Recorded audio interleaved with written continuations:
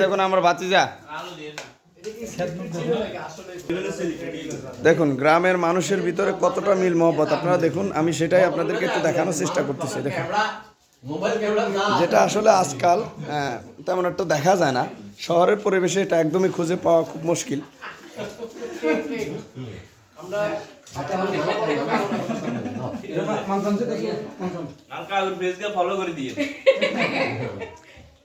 এখানে খানার আয়োজন চলতেছে ভাই ছোটন